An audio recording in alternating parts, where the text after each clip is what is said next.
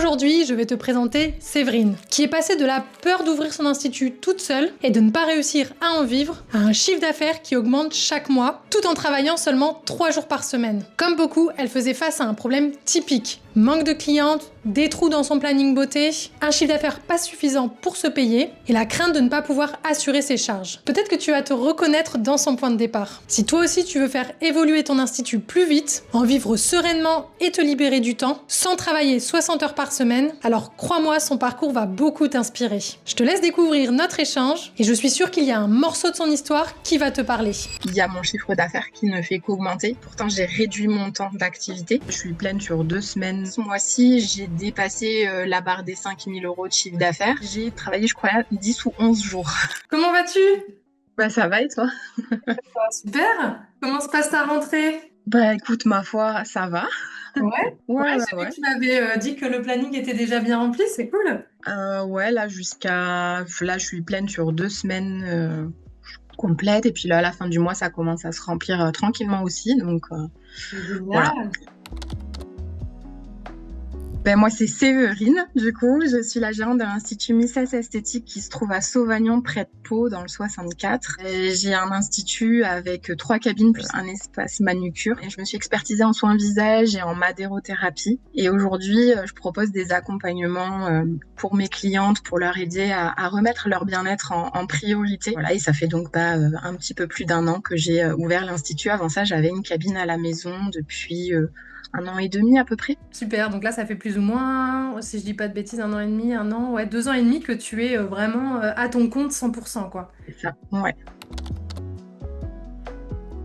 Je m'étais déjà fait accompagner sur la période où j'étais à domicile pour développer mon activité, ce qui a très bien fonctionné puisque du coup ça m'a amené à l'ouverture de l'Institut, chose que j'avais pas forcément envisagée au départ. Mais en fait, j'ai senti que cette ouverture c'était vraiment un cas particulier. J'avais besoin d'être accompagnée spécifiquement sur cette phase-là. J'avais pas envie de faire d'erreurs entre guillemets. Enfin, je voulais prendre les bonnes habitudes dès le départ, faire en sorte que le lancement se passe bien, que je développe rapidement l'activité parce que y a toujours cette pression de est-ce que ça va, est-ce que je vais y arriver, est-ce que j'ai les épaules pour, est-ce que je vais réussir à générer le chiffre d'affaires nécessaire. C'est plus les mêmes charges que quand on est à domicile et j'avais vraiment besoin de cet accompagnement très personnalisé dédié à ma situation à moi. C'était pour ça que j'ai commencé à chercher la bonne personne pour ça.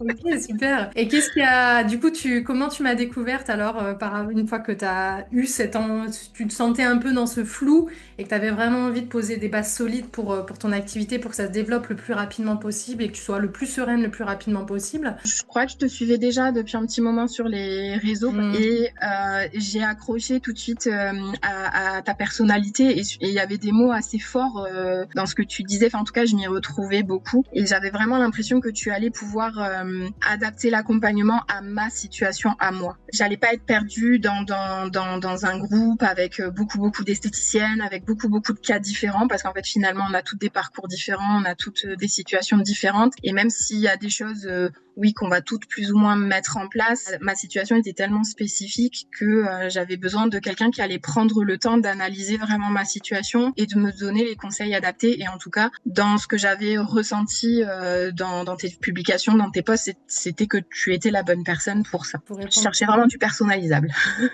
Ouais. Ce que je propose effectivement. C'est ok, ça. super. Et du coup, c'était, on va dire, c'était quoi vraiment le challenge que tu voulais résoudre principalement? C'était quoi ton objectif d'activité idéal qui a fait que aussi tu t'es dit, faut que je me fasse accompagner, je vais peut-être pas avoir toutes les bonnes clés en étant toute seule?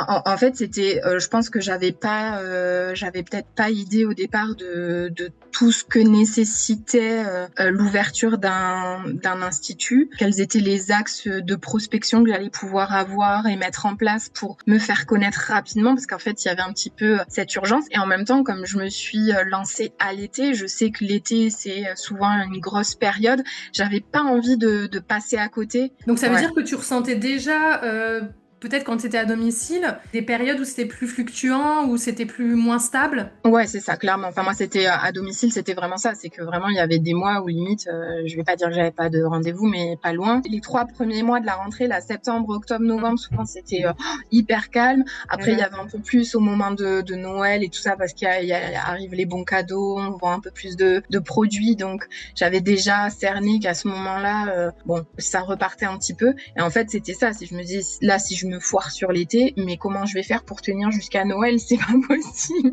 Fallait déjà que j'arrive à mettre des choses en place, et avec, on va dire, le stress de l'ouverture, de tout ce que ça engendre, trouver les fournisseurs, finir les travaux à temps. Je me suis dit, là, si j'ai pas quelqu'un qui me donne un cadre et qui me donne un plan d'action détaillé en me disant, là, il faut faire ça, et dans cet ordre-là, en fait, c'était de retrouver de la clarté dans toute cette to-do list longue comme le bras que j'avais. C'est ok, par quoi je commence, qu'est-ce que je fais, qu'est-ce qui va avoir le plus d'impact dès le départ, et qu'est-ce qui va m'aider à, dès le départ, installer quelque chose qui va être pérenne dans le temps, en fait. C'était vraiment la problématique du moment. Ouais, c'était vraiment ce que tu as senti qui a fait que tu t'es dit, bon, c'est vrai que là, en étant toute seule, je vais avoir peut-être du mal à clarifier tout ça, et je vais peut-être perdre beaucoup de temps aussi. Je risque de perdre du temps, je risque de faire des erreurs, de faire des mauvais choix. Ça m'a permis, en fait, dès le départ, de me dire, bah, ok, mes tarifs se calculent pas de la même manière avec une activité à domicile qu'avec une activité en institut, parce que mes charges sont pas les mêmes. Comment je fais pour calculer tout ça, pour être sûr que je suis rentable, pour être sûr que je fais pas de bêtises? Le but, c'était pas de mettre quelque chose en place et puis de me rendre compte au bout de 3 mois ou 4 mois qu'en fait, bah, non, ça va pas du tout.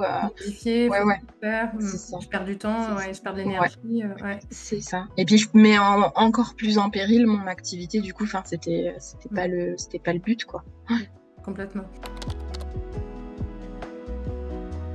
Bah, en fait, j'ai été vite rassurée, parce que tout de suite, en fait, tu m'as proposé à la fois des choses à mettre en place tout de suite qui allaient avoir un impact tout de suite, et en même temps des choses qu'on installe dans le temps et qui, du coup, font que la suite des événements font que voilà, l'activité elle s'installe, et je le vois aujourd'hui, 1 an après, je suis en train de récolter les graines que j'ai semées il y a 6 mois, 8 mois, 10 mois, enfin voilà. Et en fait, c'est ça, c'est que finalement, même si à un instant T, la situation elle peut paraître dramatique, ou enfin voilà, où là on a plus de trésor, au secours, c'est compliqué. Enfin moi, par exemple, les travaux, il y en a eu pour plus que prévu, donc je suis partie, j'avais 0 trésor, je me suis dit ok, j'ai même pas de quoi tenir 2 ou 3 mois de charge, c'est mort.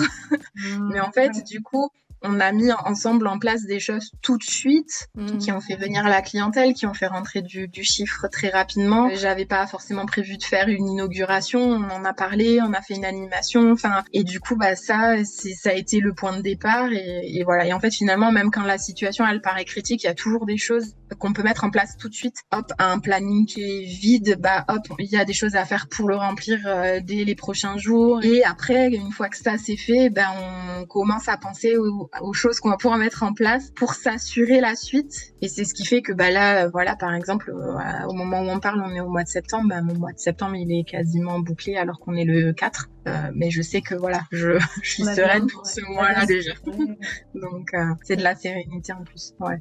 Génial. Oui, c'est vrai que je me souviens que quand on a démarré, il y a eu l'animation qui t'a permis de vendre des cures de Madero. T'as vendu Madero, je me souviens. On avait mis en place des petites actions qui ont fait que de suite, tu m'as dit, tiens, telle cliente, elle a pris rendez-vous sur un visage, alors que tu avais effectivement à l'époque déjà beaucoup d'épilations. Oui, on avait mis en place une offre de bienvenue, du coup, on l'avait évoqué, du coup, on avait mis en place une offre de bienvenue pour que les clientes qui venaient en épilation, parce que du coup, c'était l'été, viennent découvrir mon univers madérothérapie et soins visage. Ça, on a travaillé mon pitch aussi quand, là, finalement, j'avais quasiment que des nouvelles clientes, puisque je m'installais, même si j'avais une petite clientèle qui m'avait suivie. Ça a été apprendre à chaque cliente qui passait la porte, pas seulement me contenter de faire la prestation épilation, c'était aussi leur parler de ce que je proposais, puisque je venais d'ouvrir, donc c'était l'occasion. Et en fait, de prendre cette habitude-là, aujourd'hui, je me rends compte que autant les premières fois, c'était hyper dur de se mettre en avant comme ça et de parler, puis de se positionner en tant qu'experte. C'est quelque chose aussi qu'il faut y croire, faut pas en parler avec nos tripes. Des fois, on se sent pas toujours très légitime. Et en fait, aujourd'hui, aujourd'hui, c'est quelque chose que je fais naturellement. Enfin, chaque cliente qui s'installe, même si c'est la première fois qu'elle vient, en général, elles viennent me découvrir avec les épilations parce que je pense que ça les rassure. Déjà de voir à qui elles ont affaire avant de me confier des choses un peu plus, peut-être un peu plus complexes, un peu plus intimes, un peu plus tout ça. Et en fait, j'ai pris l'habitude. Moi, c'est Séverine, voilà. Vous venez aujourd'hui pour une épilation, mais sachez que je propose aussi telle chose. Et elles repartent toutes avec leur petite offre de bienvenue pour venir découvrir les soins visage et la Madéro. Et en fait, du coup, ça leur donne envie. Et puis c'est comme ça après qu'on enclenche. Et une fois qu'on est en soins, c'est beaucoup plus facile, effectivement, de les amener vers des cures, de les amener à rebooker. Enfin voilà, il y a des choses. Et puis même la vente de produits. Ça, c'est quelque chose que tu as mis en place au départ, mais que tu continues à mettre en place, alors du coup? Chaque nouvelle cliente, elle a son offre de bienvenue. C'est systématique. Et même celle qui vient, c'est assez rare qu'elle vienne d'emblée pour du soin visage, mais même celle qui vient pour du soin visage, je lui donne l'offre de bienvenue et puis elle a son petit truc sur le prochain soin si elle veut revenir sur le soin visage, ou alors si elle veut découvrir la Madéro, elle vient découvrir la Madéro. Mais c'est chaque cliente qui passe la porte pour la première fois, et même pour celles qui étaient là déjà et qui n'ont pas bénéficié de l'offre de bienvenue, je leur en ai fait profiter aussi, et du coup elles ont adoré et elles étaient contentes. Donc après voilà, c'est aussi ce qui fait que le bouche à oreille fonctionne. Ouais. En fait, il y a déjà, dès le départ, il y a eu des actions qui ont permis déjà de faire connaître des prestations déjà plus rentables, mais si effectivement, au départ, c'était beaucoup le client qui découvrait, donc voilà, c'était les petites prestations. Donc l'objectif, c'était tout de suite de ramener du chiffre avec des prestations le plus rentable pour toi, puis peut-être derrière enclencher peut-être de la vente de produits aussi, puisque tu avais une gamme de cosmétiques. Et puis effectivement, après, on a tout restructuré, on a commencé à structurer ta carte de soins, tu as calculé tes tarifs pour voir la rentabilité. À partir de là, on a mis en place aussi l'offre, justement parce que tu avais envie d'aller plus loin dans le développement de soins visage, plus de soins visage d'ailleurs que de Madéro, je me souviens. Oui, en fait, au départ, autant les cures de Madéro se sont mises en place assez naturellement, puis je pense que dans l'inconscient des clientes, dès qu'on touche à la minceur, elles savent que c'est pas avec une séance qu'on va arriver à faire quelque chose. Donc, autant la Madéro s'est imposée à moi assez facilement, et puis finalement, l'étape la plus difficile pour moi, c'était de les amener en bilan, d'où les petites choses qu'on a mis en place pour qu'elles viennent découvrir aussi la Madéro, qu'elles soient rassurées sur le fait que non, c'est pas douloureux, je ne les torture pas. Et en fait, une fois qu'on fait tomber tout ça, ça se fait assez naturellement. Le soin visage, je trouve, c'est plus compliqué parce que il y en a qui se disent c'est bon, moi j'achète mes produits en parapharmacie ou machin, ou à quoi ça sert de venir faire un soin visage à l'institut. En fait, je trouve que on a plus de travail là-dessus, et donc c'était plus difficile pour moi effectivement de créer une offre qui leur donne envie de venir de manière régulière, parce que souvent elles apprécient le soin en one shot, bien sûr, parce que c'est un moment de détente, c'est un moment de tout ça, mais c'est arrivé petit à petit à les sensibiliser sur le fait que ce qu'elles ressentent après le soin, elles pourraient faire perdurer tout ça dans le temps si elles le faisaient de manière régulière, et en fait ça passe par effectivement la routine à la maison et tout ça, et en fait c'est les éduquer petit à petit. Donc ça a pris un petit peu de temps, et là oui, voilà, c'est pour ça que là maintenant j'arrive à savoir un petit peu plus comment j'ai envie de les accompagner par rapport à ma clientèle, par rapport aux personnes que j'attire moi, de leur créer une offre qui leur correspond à elles et à leur quotidien.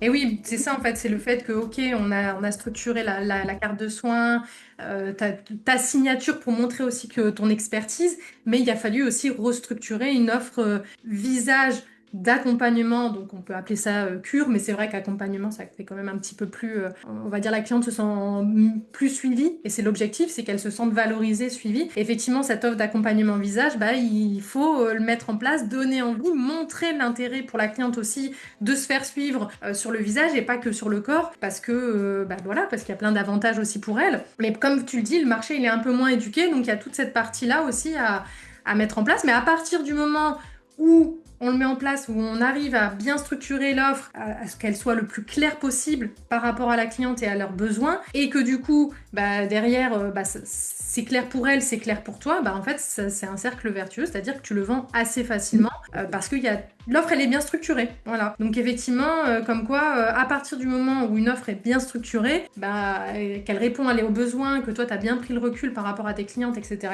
derrière, ça paye parce que ta cliente te fait confiance déjà, elle sait que ça va l'aider, et voilà, après, ça va de pair, en fait. Et Ouais, l'avantage, mais c'est ça aussi qui est super chouette dans ton accompagnement, c'est qu'en fait, tu nous apprends aussi à aller à la pêche aux infos auprès de nos clientes pour savoir ce dont elles ont besoin, quelles sont les problématiques qu'elles rencontrent. Et en fait, du coup, c'est comme ça qu'on arrive à savoir comment répondre à leurs problématiques, d'apprendre à s'adresser à elles, pas avec des termes techniques qu'on nous apprend à l'école et tout ça, mais avec leurs mots à elles qui vont résonner. Et ça, vraiment, je crois que c'est ce qui a été moi le plus marquant dans l'accompagnement, c'est vraiment ce truc. Des fois, c'est pas grand chose, c'est une petite question posée au bon moment et c'est dire ok, voilà les mots qu'elle a utilisés, ok, du coup qu'est-ce que je fais, qu'est-ce que je mets en place, et du coup c'est se servir de ces infos là pour créer nos offres vraiment sur mesure. Et ça, enfin moi je l'ai vu, c'était sur un concours Instagram où j'avais un nouveau soin et donc je faisais gagner ce nouveau soin, ça me permettait de faire un petit peu de teasing, et chaque participante, je les ai contactées après le tirage, et toutes celles qui n'avaient pas gagné le soin, je leur proposais un diagnostic. Mais pour participer, en fait, dans les commentaires, il fallait qu'elles me donnent 3 mots pour décrire leur peau. Et en fait, je me suis dit, mais c'est ouf, il n'y en a pas une qui m'a mis quelque chose de positif. Et les mots qu'elles ont utilisés, c'était toujours les mêmes, et c'est pas forcément ceux que moi j'aurais utilisés naturellement, parce que moi je décris la peau avec effectivement des termes plus techniques. Et en fait, le fait de reprendre ces mots-là et en fait même de leur dire, eh oh les filles, il n'y en a pas une qui m'a dit quelque chose de positif. Enfin, ça veut dire qu'on a toutes des problématiques. En fin de compte, des fois, elles se posent même pas la question de comment elles ressentent leur peau, parce qu'elles ont tellement l'habitude, voilà, que ça soit terne, que ça tiraille, que en fait elles se sont habituées à ça, et elles se rendent pas compte qu'elles peuvent retrouver du confort. Enfin, j'avais trouvé ça hallucinant. Et ça a vraiment été matière à... Et en fait, chacune, je leur ai dit, ok, voilà, on va faire la prochaine fois que vous venez à l'institut, on fait un diagnostic, et c'est voilà, ce qui a enclenché derrière des ventes de soins, des ventes de produits, des ventes de cures, et des fois ça part de pas grand chose, juste d'écouter ses clientes. C'est ouais. C'est clair. Oui, c'est ça en fait, c'est l'objectif en tout cas c'est tes clientes qui achètent, donc il faut s'intéresser au cœur en fait, c'est-à-dire à la cliente en fait en tant que telle, et pas que à ce que tu imagines, ce que tu penses. Elles t'ont dit ça 2-3 fois, après tu t'imagines que, mais non en fait il y a plein de choses à savoir, et en fait la meilleure chose c'est de poser les questions aux clientes tout simplement. C'est ça. Donc de faire plein d'actions qui vont permettre de découvrir un petit peu tout ça. Tu l'as dit, en fait, ça m'a apporté une structure. C'est vraiment, on structure les choses, vraiment à me fixer des objectifs, à savoir où est-ce que j'ai envie d'aller, ne plus faire les choses parce que je dois les faire. Enfin, voilà, c'est effectivement, par exemple, quand j'ai pris la décision dès le départ de dire, non, mais les ongles...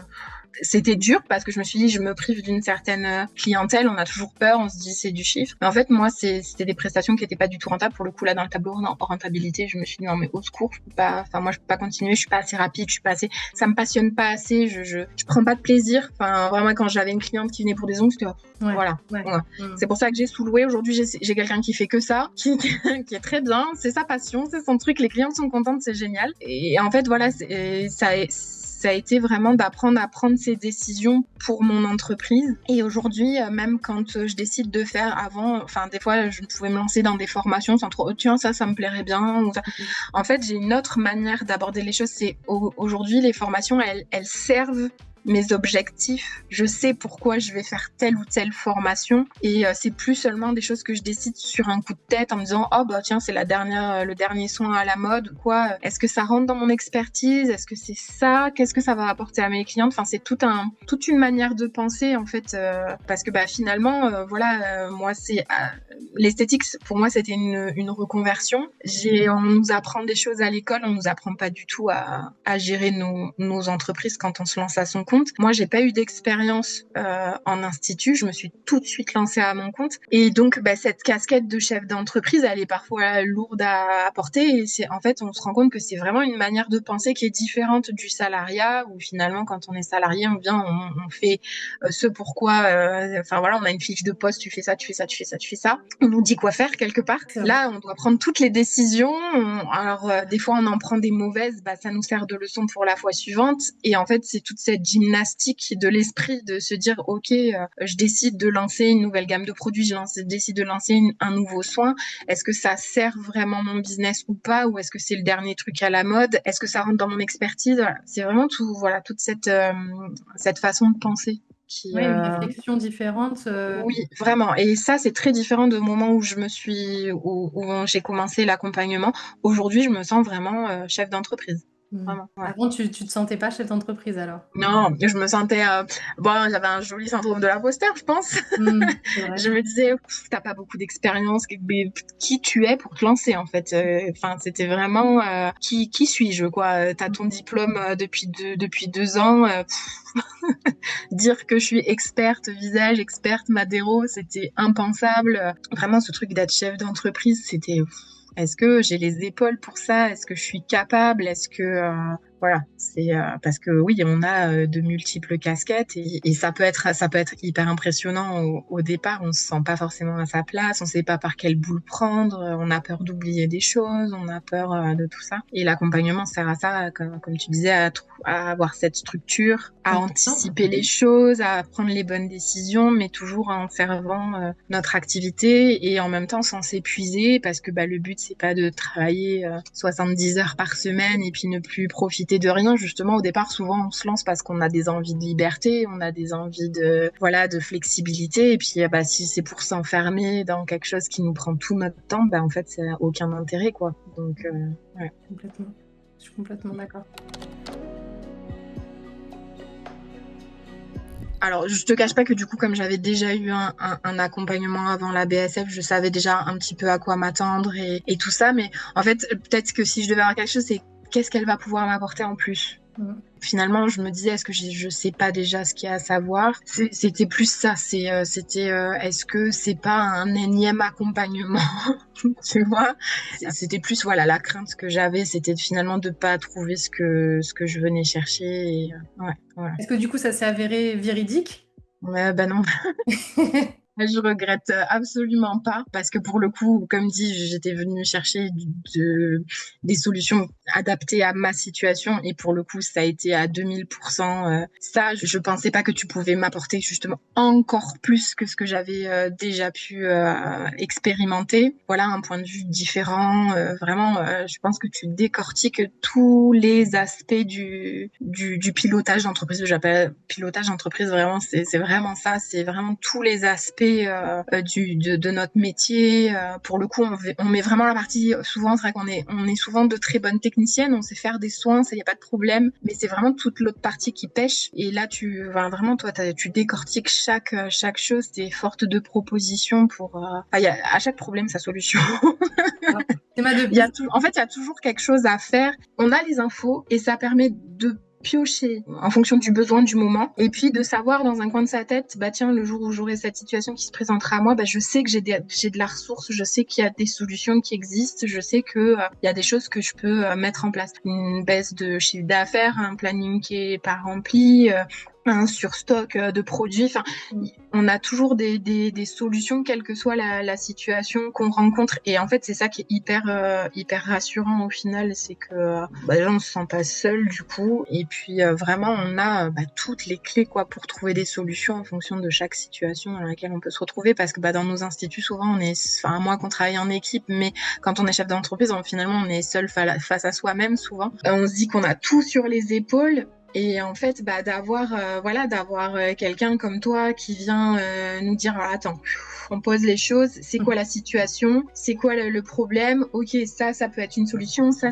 peut être une solution, puis on vient piocher, d'apprendre aussi que des fois on peut essayer de mettre des choses en place et puis que ça fonctionne pas forcément, mais que ça veut pas dire qu'on est nul ou qu'on n'est pas capable, c'est juste que peut-être qu'il faut améliorer les choses, peut-être qu'il faut changer quelques trucs, et des fois ça se joue à peu de choses, comme dit, des fois une ligne de sourcil c'est au poil près, là c'est pareil, une offre, des fois c'est le petit truc en plus qui va faire que dans un cas ça fonctionne et dans l'autre ça fonctionne pas du tout, et d'avoir ce regard extérieur, quelqu'un qui peut nous dire de son point de vue ce qu'il en pense, c'est hyper important aussi quoi. Mais oui, on se sent moins seul.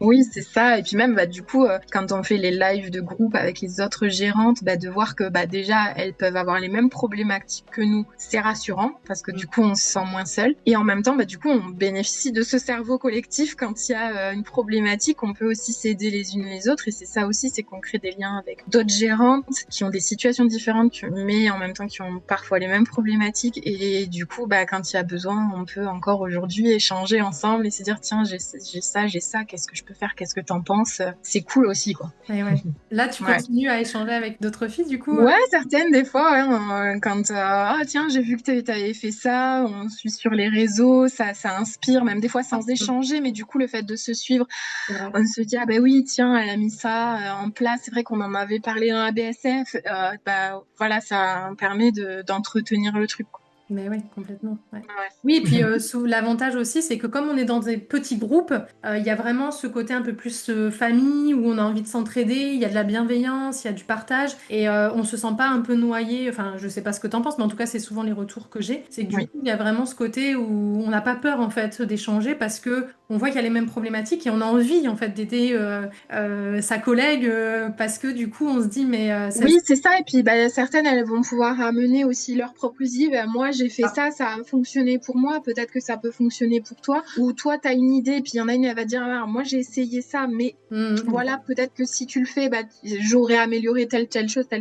En fait, ça fait gagner énormément de temps. C'est hyper enrichissant. Et ça permet de sortir un peu des fois, on se met un peu des barrières. On se met des limites sur certaines choses ou tout simplement, on n'arrive pas des fois, on n'arrive pas à sortir la tête de l'eau, on perd en clarté, on sait plus par où commencer, on sait plus quoi faire. Et d'avoir les retours de certaines, c'est rassurant aussi. Et puis ce que je trouve aussi génial, c'est que on a aussi bien, comme moi par exemple, des personnes qui se lancent, que des personnes qui sont déjà installées depuis plus longtemps, qui ont des problématiques différentes et du coup qui ont peut-être plus ou moins d'expérience. Et du coup, c'est hyper enrichissant parce que ça permet aussi de se dire, ah ouais, mais elle est capable de faire ça, ça veut dire que moi, si je mets les bonnes choses en place, je peux aussi être capable de faire ça. C'est-à-dire que c'est possible en fait, parce que c'est vrai que quand on se lance, on se dit bon voilà, à moi seule, qu'est-ce que je vais être capable de générer comme chiffre, qu'est-ce que je vais être capable de mettre en place. Des fois, ça peut paraître colossal et puis finalement, on y arrive tranquillement et puis on dit bon finalement, ce chiffre qui me paraissait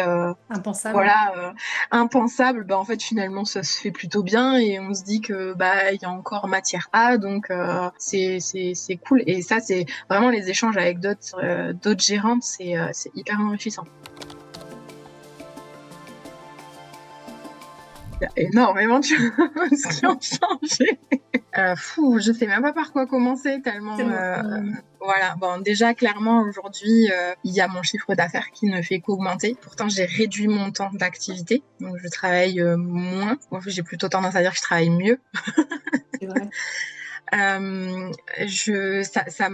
Forcément ça m'a apporté, du coup ça apporte une certaine forme de sérénité parce que même si il y a des hauts, il y a des bas comme n'importe quelle vie d'entrepreneur, il y a toujours des moments plus ou moins difficiles. Ça m'a apporté quand même cette confiance en moi aussi de me dire que à chaque problème sa solution, que rien n'est jamais perdu, que aujourd'hui j'ai quand même une certaine clarté sur ce que je veux faire, pourquoi je veux le faire. Enfin, voilà, j'ai démarré effectivement avec une carte de soins d'un institut classique où je proposais toutes les prestations et voilà, aujourd'hui, il y a une carte de soins que je suis en train de réduire au maximum parce que finalement, la clarté, c'est ça aussi, c'est que moins on a de choses à proposer, plus c'est clair. Et vraiment, cette capacité à prendre des décisions aujourd'hui qui vont vraiment servir mon activité. Ça, j'ai appris à me projeter, à voir plus loin et pas seulement le chiffre le jour J.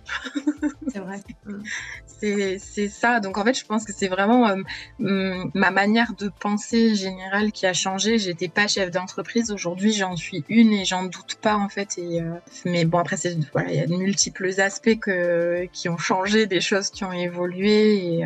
Et en fait, aujourd'hui, je suis sereine par rapport à l'avenir. Je sais que j'ai toutes les clés en main pour que ça fonctionne. Génial. Alors, je te cache pas que justement, je me suis pris un petit coup de pression au mois de juillet parce que je me disais, voilà, l'année dernière, vraiment, j'ai bien tourné en juillet-août. C'était vraiment, j'ai vraiment bien bossé. Et là, en fait, juillet, je commençais un peu à paniquer en me disant, l'agenda, il est c'est pas ouf, le remplissage est pas ouf. Et puis, malgré tout, je voyais quand même mon chiffre qui finalement se faisait. Et c'est vraiment à la fin du mois où je me suis dit, en fait, c'est vrai, on se pose, tranquille, t'as fait ton chiffre, sauf que t'as travaillé moins. Mais parce que oui, l'année dernière, j'ai fait du 100% épilation quasiment. Enfin, franchement, si j'avais fait 2-3 soins visage dans le mois, c'était grand max. Alors que là, il y a eu de la cure, il y a eu du soin visage, il y a eu du soin corps, il y a eu des massages. Et donc, oui, il y avait moins de prestations, mais plus de chiffres. Mais du coup, beaucoup plus rentable. Donc, le chiffre, il s'est fait largement et j'ai fait mieux que l'année dernière. Et voilà, donc je me suis dit, ok, voilà. Donc, c'est cool. Ouais, donc, en fait, tu as travaillé moins tout en gagnant plus au final. Exactement, c'est ça. C'est ça, c'est chouette. Ah, super. Ouais, ça, c'est l'idéal parce que du coup, obligatoirement, tu as ce temps de repos qui te permet justement de pouvoir optimiser encore, de pouvoir aller plus loin et surtout pour toi, en fait, parce que le temps de repos, il est d'autant plus important pour faire évoluer ton activité, pour être plus sereine, pour prendre du temps avec ta famille et donc plus profiter. Et donc, ouais, après, c'est un cercle vertueux. Déjà, je pense que j'ai fait x3 sur mon chiffre d'affaires. Par rapport à quand? Par rapport à à l'année dernière, voire sur certains mois bien plus que ça. J'ai fait x10 sur mon fichier client. Aujourd'hui, j'ai en moyenne entre 30 et 40 nouvelles clientes par mois, ce qui est énorme. C'est plus d'une nouvelle cliente par jour. En étant seule en plus. C'est affolant en étant seule. Clairement, voilà, et mon chiffre ne fait qu'augmenter depuis l'ouverture.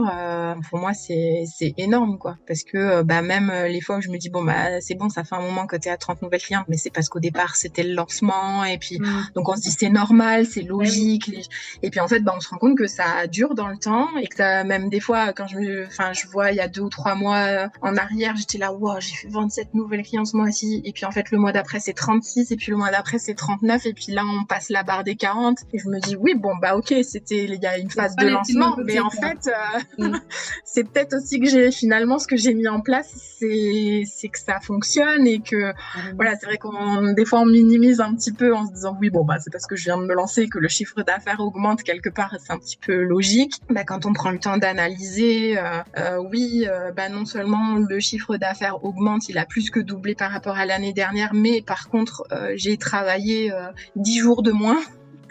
Vraiment, là au mois d'août l'année dernière, par rapport à l'année dernière, là j'ai fait x2, sauf que le mois d'août l'année dernière, j'ai travaillé du premier jour du mois jusqu'au dernier jour du mois. Là cette année, j'ai pris une semaine de vacances, j'ai bloqué des jours pour gérer mon entreprise. Il y a des jours où je me suis rendue dispo parce que c'était les vacances et que j'avais envie de passer du temps avec mes enfants. Donc en fait finalement, dans le mois, en concret, en presta, j'ai travaillé, je crois, 10 ou 11 jours.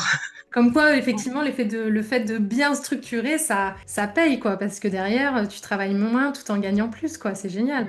Ce que Séverine partage là, c'est typiquement le genre de transformation qu'on crée avec mon accompagnement. Si tu veux voir comment ça peut s'appliquer à toi, tu as le lien juste en dessous. Et c'est vrai que des fois ça fait peur, mais quand on commence à récolter ce qu'on a semé quelques mois en arrière, on se dit quand même ça valait vachement le coup. Ouais, c'est clair. Oui, parce que effectivement tu l'as bien dit, et là c'est vraiment ce que je ressens chez la plupart de mes clientes, c'est vraiment cette peur en fait des fois d'enlever des prestations, de structurer, de se dire non mais attends, il y a du chiffre qui rentre grâce à ça, et en fait le fait de voir différemment ça peut faire peur, parce que du coup effectivement on a cette impression de travailler moins en gagnant plus, et là du coup il y a même ce côté où on se dit mais en fait c'est bizarre.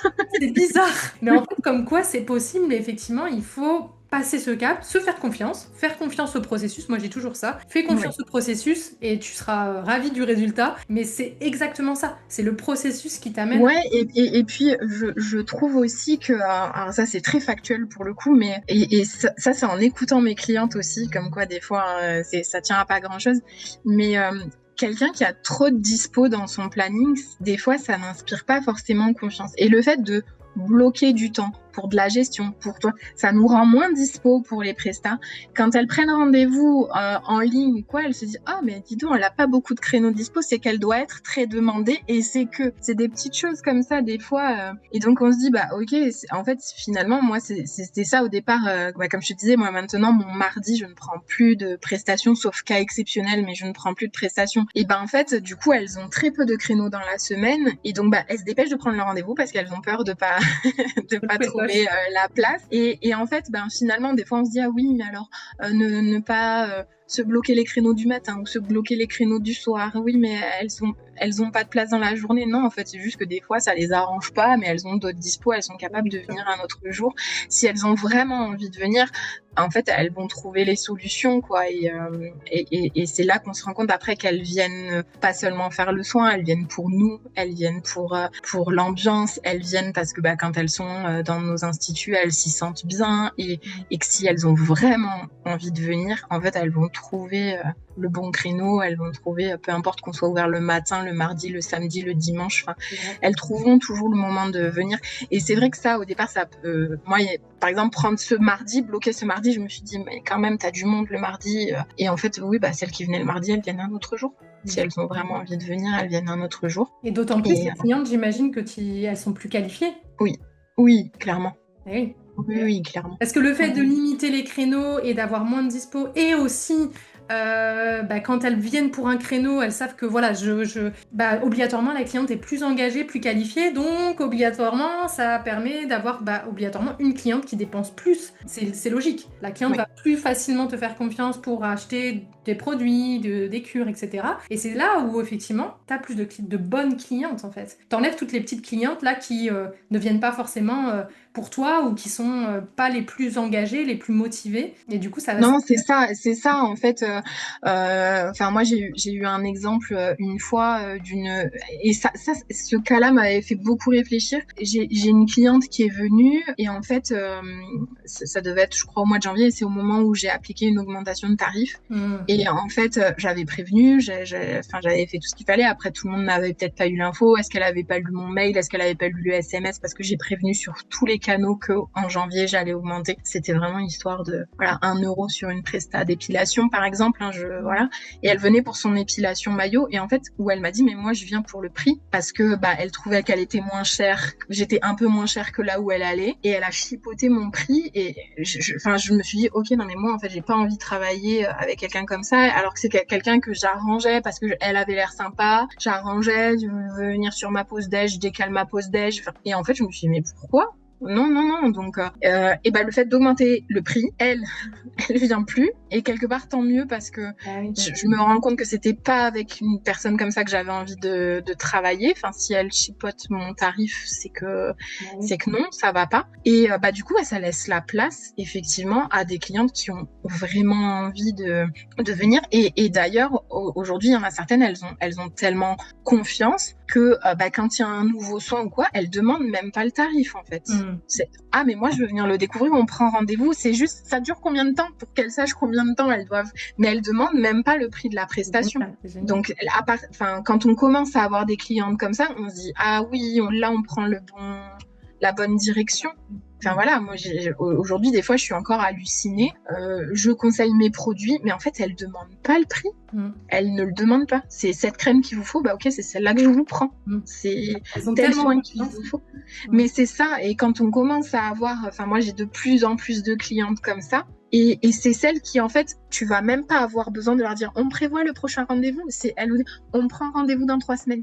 Enfin voilà, elles, en fait, naturellement, elles le font, naturellement, elles viennent, et là, on se dit, ah oui, quand même, il y a du chemin il y a du chemin de parcouru, et on se dit, mais si elles pouvaient toutes être comme ça, ça serait génial. Donc, on travaille dans ce sens-là. Et aujourd'hui, voilà, comme je te dis, je l'évoquais tout à l'heure, il y a des clients, peu importe ce qu'on fait aujourd'hui, du moment que c'est avec toi, ça me va. Et ça, c'est, j'espérais pas, vraiment, en un an C'est dingue. En 1 an d'activité, j'espérais pas atteindre, en être là aujourd'hui. Enfin, moi, mon lancement, c'est au-delà de mes espérances et je me dis que voilà, tous ces conseils que j'ai eu de ta part, toutes ces choses qu'on a mis en place, bah vraiment, c'est ce qui me permet aujourd'hui d'être là où j'en suis et c'est génial et c'est ce qui fait que je me sens hyper épanouie dans mon activité et en fait, limite maintenant, c'est devenu, je veux pas dire un jeu, mais en fait, je prends plaisir à me dire, ok, qu'est-ce que je vais pouvoir faire de plus? C'est quoi le prochain challenge? En fait, c'est hyper challengeant. Et puis, quand on voit qu'on y arrive, ben,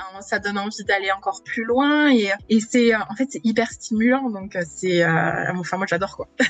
C'est clair. Non, mais c'est vrai que toi, en 2 ans, au final, bon, en 1 an, ton ouverture, mais comme quoi, on peut vivre sereinement de son business en 1 an. Quand moi, j'entends des filles qui me disent non, mais il faut attendre 3 ans, mon comptable, il m'a dit que c'était normal. Non.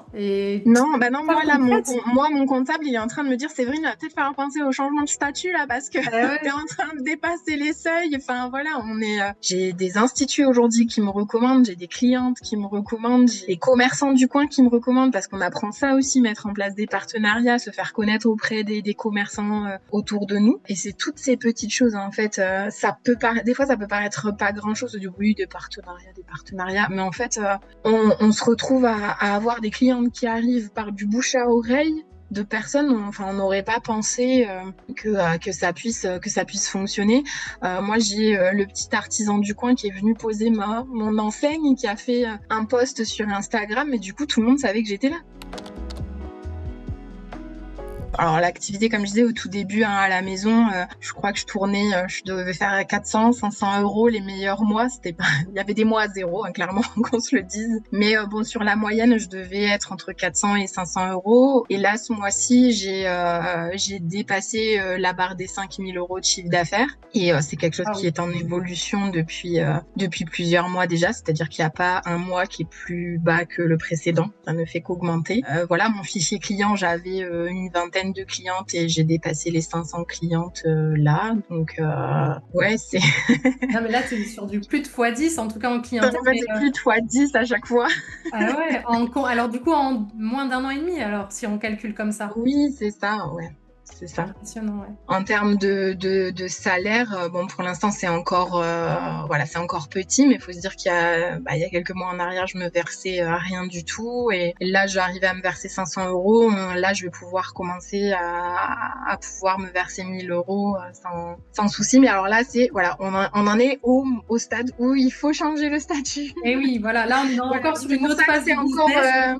Ouais. C'est pour ça que le changement de statut va me permettre de pouvoir me verser bien plus que ça. Voilà. Et puis parce que aussi j'ai fait le choix, moi, pendant un temps, ce qui rentrait servait aussi de réinvestissement pour l'entreprise. Donc puisque effectivement, moi, au départ, le salaire n'était pas une nécessité absolue, vu que j'ai appris à vivre sans salaire pendant plusieurs années. J'avais pas cette pression du salaire. Et donc pendant longtemps, j'ai décidé, moi, de réinvestir pour développer l'activité. Donc aujourd'hui, j'ai à peu près 3 mois de trésor d'avance sur mes charges fixes, c'est-à-dire que même si je faisais 0 de chiffre d'affaires pendant 3 mois, je me pète une jambe pendant 3 mois, je suis tranquille. Voilà, en fait, j'avais besoin de cette tranquillité-là. Là, c'est vraiment de la sérénité. Quand tu as de l'avance sur ta trésorerie, tu es là, bon, c'est bon. Voilà. En fait, et là, c'est là où, effectivement, au plus tu es sereine, au plus ton business aussi, il évolue, parce qu'en fait, tu es dans cette... Donc voilà, moi, au départ, j'ai fait le choix de pas me rémunérer, parce que je voulais vite avoir cette trésorerie de secours, et de me dire que voilà, même s'il me tombait quelque chose sur la tête, j'avais le temps de voir venir et de me retourner quelque part. Sinon, effectivement, j'aurais pu me verser bien plus depuis ce temps-là. Et là, effectivement, ce qui bloque un peu, c'est que le lancement a été l'évolution est très rapide, et donc faut vite envisager la suite maintenant. Donc ça, on est en train de faire toutes les études avec le comptable pour voir ce qui est le mieux et voilà. C'est génial, waouh. Franchement, bravo, parce que c'est une sacrée évolution en 1 an et demi. Comme quoi, quand on s'en donne les moyens et qu'on structure bien les choses, tout est possible.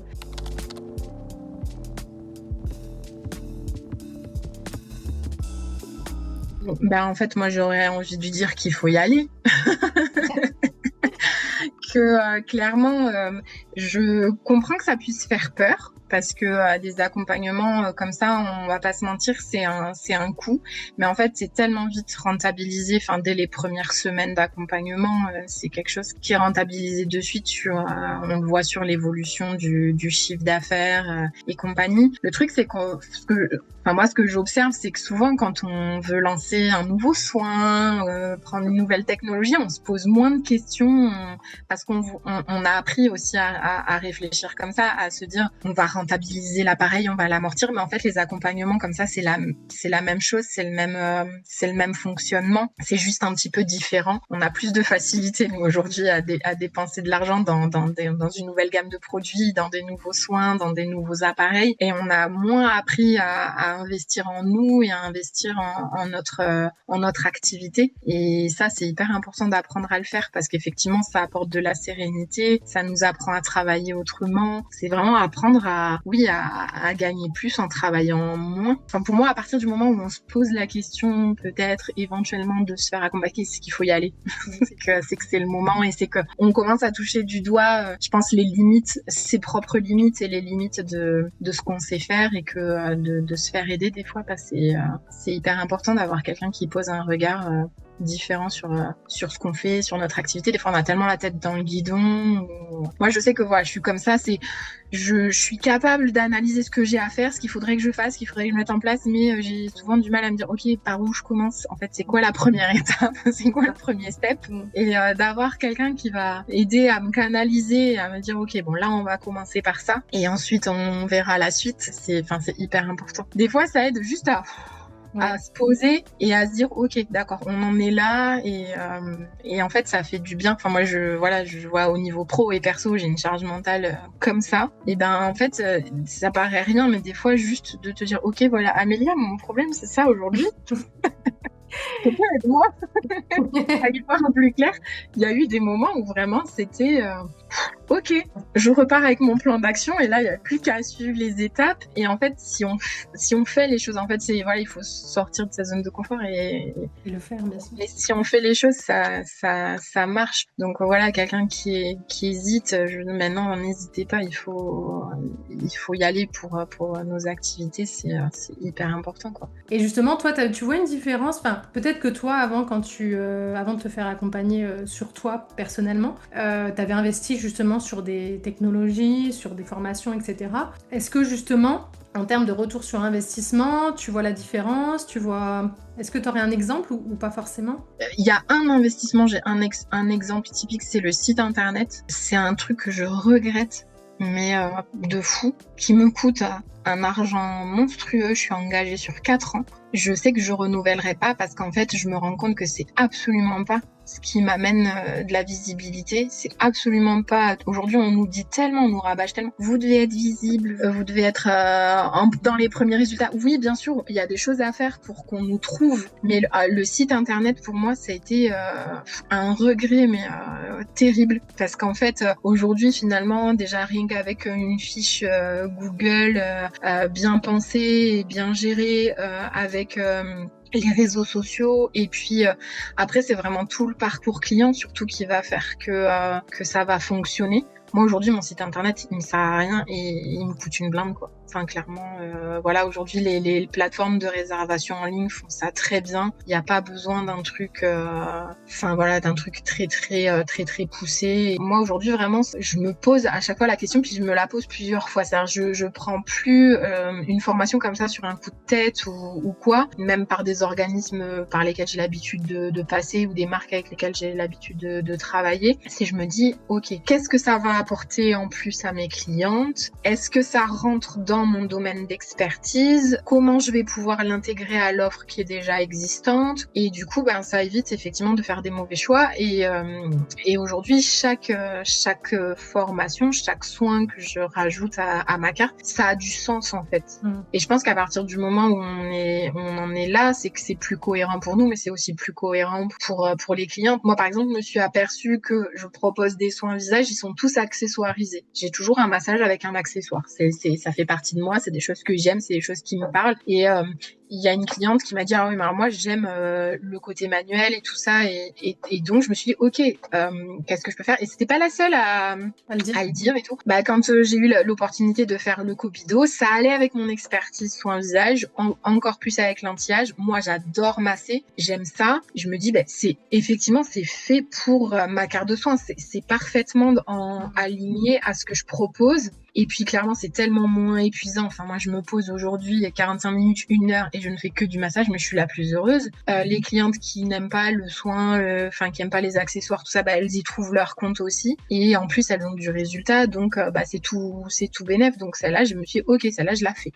C'est une formation que je fais. Donc, ouais, donc comme quoi, effectivement, le fait de bien se connaître, de bien savoir connaître aussi, enfin de bien connaître aussi ses clients, c'est là où effectivement on agit plus stratégiquement dans ce qu'on propose, dans ce qu'on fait. Et c'est vrai que moi j'en ai vu plein, hein, des filles qui, puisqu'à l'époque j'étais dans la formation, donc par exemple les extensions de cils, j'ai vu plein de filles passer et en fait 3 mois après, la prestation n'était pas mise en place parce qu'en fait, bah non j'aime pas, c'est trop minutieux. Mais en fait il n'y avait pas eu ce temps de réflexion avant, c'était juste bon je vais le faire parce que c'est nouveau, j'ai quelques demandes et ça va me permettre de sortir du lot. Mais non, en fait sortir du lot c'est pas une nouveauté qui te fait sortir du lot, c'est toi qui tu es et qu'est-ce que tu peux révéler de mieux pour tes clients, pour leurs besoins, qui va faire que, bah justement, c'est ça qui va faire que tu seras différente. Et on a l'impression que en fait, on se repose sur quelque chose de nouveau, alors qu'en fait, c'est en nous. C'est ça le truc. Et c'est là où ça fait peur, effectivement, parce que moi, c'est ce que je ressens, en tout cas, c'est cette peur de se dire, en fait, il y a vraiment un manque de confiance dans l'esthétique, mais je pense qu'il n'y a pas que. Et effectivement, c'est se dire, bah en fait, c'est là où je vais me révéler, et le fait de se révéler, ça peut faire peur aussi. Oui, oui, clairement. Moins peur, tu vois. Ouais. Oui, mais il y a des fois, enfin moi j'ai eu des périodes un peu comme ça aussi, où là, t'as vu le lancement, il est... Mais il y a un moment donné, je voyais de moi-même, et c'était totalement inconscient, qu'en fait, je freinais, je repoussais énormément de choses parce que je pense qu'à un moment, j'avais peur de la réussite aussi. Parce que ça a fait peur. On se dit, est-ce que j'ai les épaules pour ouvrir un institut? C'était le point de départ. Et donc, des fois, voilà, c'est ça. Voilà, moi j'ai commencé avec le statut de la micro-entreprise, en auto-entrepreneur. Je ralentissais inconsciemment pour pas dépasser le seuil de TVA. Ouais, mais cocotte, en fait, si tu dépasses le seuil de TVA, c'est que ton activité elle tourne, c'est cool, et donc en fait ça ouvre des portes sur autre chose, mais inconsciemment on peut aussi avoir peur de réussir. Et c'est là où même dans des situations comme ça, je pense que c'est important effectivement aussi de se faire accompagner pour être rassuré sur la suite. Il faut savoir s'entourer des bonnes personnes pour justement faire un peu redescendre la pression, parce que on n'est que des êtres humains et qu'à un moment donné, être chef d'entreprise et d'un institut de beauté, c'est effectivement avoir de multiples casquettes, et à un moment on peut pas être partout non plus, et ça peut être trop de pression. Et donc de déléguer certaines choses comme ça, ou en tout cas de se faire accompagner pour pouvoir faire baisser un peu la pression, je pense que c'est indispensable aussi, quoi. C'est clair. Moi, j'espère que ça continue à tourner comme ça, et que si je peux encore me libérer une journée de plus dans le planning pour pouvoir passer du temps de qualité en famille et faire autre chose que de travailler, honnêtement, je le fais, quoi. Donc moi, je travaille dans cette optique-là de toute manière. C'est pas vivre pour travailler, c'est travailler pour vivre, quoi. Enfin, c'est voilà, mon institut, il doit me servir à pouvoir justement avoir ce temps de qualité, de pouvoir profiter de ma famille, et voilà. Alors oui, ça demande des sacrifices au départ, effectivement. Depuis le lancement, j'ai pris peu de vacances. Là, j'ai pris mes premières vacances, mais c'est génial en fait de dire que je suis capable aujourd'hui de prendre des vacances. Quand j'ai besoin de bloquer une journée, je suis capable, sans lever les bras au ciel en me disant au secours, est-ce que je vais faire mon chiffre? Non, je sais que je vais le faire parce qu'en fait je l'ai préparé en amont. Quand pareil, quand il y a des formations et que je ferme 2 jours, je sais que je peux fermer 2 jours et que ça n'impactera pas mon chiffre, et que ça, en tout cas, ça met pas mon activité en péril. Et puis c'est de construire quelque chose que je pourrais laisser à mes enfants plus tard, et voilà. Je suis en train de construire mon avenir, quoi, quelque part. C'est ça, c'est avoir cette sérénité là. Donc oui, voilà, dans les mois qui viennent, j'espère pouvoir peut-être commencer à constituer une équipe, et puis que ça m'ouvre encore d'autres portes, quoi. Du coup, ce sera encore un level supérieur. C'est vrai. Mais c'est génial, comme quoi en un an, je pense pas qu'il y a un an en arrière, tu tu t'imaginais en tout cas dans cette... Non, mais déjà, c'est ça. La première étape, déjà, quand je suis passée quand j'ai commencé à la maison, je me voyais pas un an plus tard à peine. Je crois qu'il s'est écoulé 8 mois ou quelque chose comme ça à ouvrir l'institut. Et là, un an après, me dire que j'en suis là où j'en suis, non, clairement, enfin pour moi, ça, si on m'avait dit ça, j'aurais eu ouais, c'est ça, oui, bien sûr, dans mes rêves. Je comprends. Et je suis sûre que même si je me projette, voilà, peut-être qu'il y a des choses, je me dis non, mais c'est pas possible. Et puis que finalement, dans un an, on se donnera rendez-vous et puis Et ouais. on en sera encore ailleurs et peut-être que j'aurais pris un chemin totalement différent. Enfin, en tout cas, aujourd'hui, je me ferme plus à rien, quoi. J'essaye de me faire confiance, en tout cas, de m'écouter, d'écouter ce que j'ai envie, de savoir comment j'ai envie de travailler et moi de pas être esclave de mon activité. Mais vraiment qu'au contraire, mon activité me serve à mener la vie que j'ai envie de mener. Top. Non, mais c'est vraiment super. Bah, en tout cas, ton parcours, il est super inspirant pour plein d'esthéticiennes qui vont se reconnaître, j'en suis sûre. Et vraiment, bravo pour ton chemin parce que c'est incroyable. Vraiment, en un an, ouais, en un an, parce que je vais vraiment parler de l'ouverture de ton institut, c'est exceptionnel. C'est vraiment super. Comme quoi, quand on met en place les bonnes actions, qu'on structure bien les choses, bah, tout peut se faire dans la vision qu'on veut, en se faisant aider et accompagner, quoi. Donc, c'est Oui, clairement. Ouais, non, mais ça, c'est bravo à certain. toi. Mm. Bon, eh ben, Merci. écoute, super. Merci en tout cas pour l'échange, Séverine. Avec plaisir. Et puis, écoute, de toute façon, on garde contact. Nous, on Ouais, continue de se suivre et je c'est continue ça. d'avoir de tes nouvelles. Ouais. Merci encore aussi pour ta confiance, pour tout ce que tu as pu mettre en place, pour avoir implémenté aussi tous les conseils que j'ai pu te donner Mm. et d'avoir agi, parce que c'est ton action aussi qui te permet d'être là où tu en es aujourd'hui, d'avoir implémenté et d'avoir suivi le plan d'action, d'avoir avancé à ton rythme. Bravo à toi, parce que je sais que c'est pas forcément évident, donc vraiment, C'est ça. bravo à toi. Merci beaucoup. Ben, moi aussi, je te remercie énormément. C'est un vrai plaisir, en tout cas, d'avoir croisé ta route, même si je te l'ai déjà dit. Ouais, franchement, Et merci à toi. vraiment, bravo pour tout ce que tu donnes et parce que tu transmets avec passion et ça se ressent et on sent que enfin, notre réussite, c'est ta réussite aussi. Enfin, voilà, on sent que voilà, c'est avec les tripes. Donc, merci à toi pour tout ça aussi. Je te remercie, tu vas faire pleurer là. Merci beaucoup Séverine. Eh bien écoute, Merci à toi. hâte de voir la suite, de continuer à te suivre, à ce que Ouais, tu me partages aussi, hein. Je ouais, reste bien disponible, sûr. hein, tu sais. Tu puisses me partager aussi, bah, même si tu as des doutes, des fluctuations, des moments où tu... Enfin voilà, je reste disponible pour toi. Et puis voilà, on se revoit, je pense, très bientôt. On se suit. Et puis, Ça hâte de marche. voir la suite. Ouais, avec plaisir. Merci beaucoup Séverine. Passe une Merci belle à toi. journée. Merci. Ciao. Ciao, ciao.